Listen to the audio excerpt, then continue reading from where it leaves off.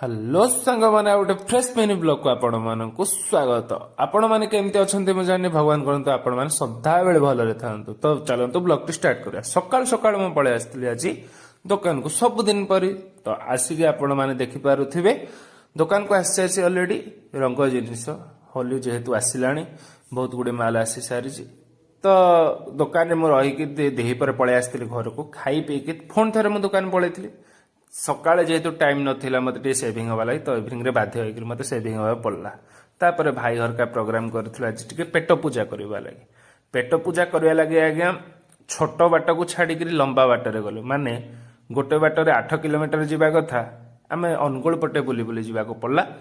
କମ ସେ କମ 13-14 କିଲୋମିଟର। ତା ଭିତରେ ଆମେ ଦେଖିଲୁ ବହୁତ ସୁନ୍ଦର ପେଟ୍ରୋଲ ପମ୍ପଟିଏ। ତ ଚାଲନ୍ତୁ ଯିବା ହୋଟେଲ ବୃନ୍ଦାବନ। ଫାଇନାଲି ଆମେ ଆସିକି ପହଞ୍ଚି ଯାଇଛୁ ହୋଟେଲ ବୃନ୍ଦାବନ ପାଖରେ। ଭାଇ ଆମର ପୁରା ଏକ୍ସାଇଟେଡ ସହିତ ଭିତରକୁ ପଶିଲାଣି। ଏକ୍ସାଇଟେଡ ନାହିଁ ଆଜ୍ଞା, ଭୋକ ବି ବହୁତ ଜୋରେ ଲାଗିଲାଣି। ତ କାରଣ ବାଟ ଲମ୍ବା ଥିଲା ବୋଲି ଟିକେ ଲେଟ୍ ହେଲା। ତ ଆମେ ଫାଇନାଲି ଯାଇକି ଧୋଇ ଧୁଆ ହେଇକି ସିଟ୍ ଗ୍ରହଣ କରିନେଲୁ। ଭାଇ ଅପେକ୍ଷା କରିଛି କେତେବେଳେ ଖାଇବାଟା ଆସିବ। ତା ଭିତରେ ଆପଣମାନେ ଦେଖିପାରୁଥିବେ ଇଣ୍ଟେରିୟର କେତେ ବଢ଼ିଆ ସଜା ହେଇଛି। ତ ଚାଲନ୍ତୁ, ଖାଇବା ଆମର ଆସିଗଲାଣି, ଖାଇବା ଷ୍ଟାର୍ଟ କରିବା। ଆପଣମାନେ ବି ଯଦି ଭଲ ଲାଗୁଥାଏ ଟିକେ ଖାଇଦେବେ। ତ ଖାଇବା ପିଇବା ସାରିକି ଆମେ ବାଟରେ ଟିକେ କୋଲ୍ଡ ଡ୍ରିଙ୍କସ୍ ପିଇକି ଘରକୁ ପଳେଇ ଆସିଥିଲୁ। ତ ଆପଣମାନଙ୍କୁ ଭିଡ଼ିଓଟି କେମିତି ଲାଗିଲା, ଯଦି ଭଲ ଲାଇକ୍ ସେୟାର କମେଣ୍ଟ ଆଉ ସବସ୍କ୍ରାଇବ୍ ନିହାତି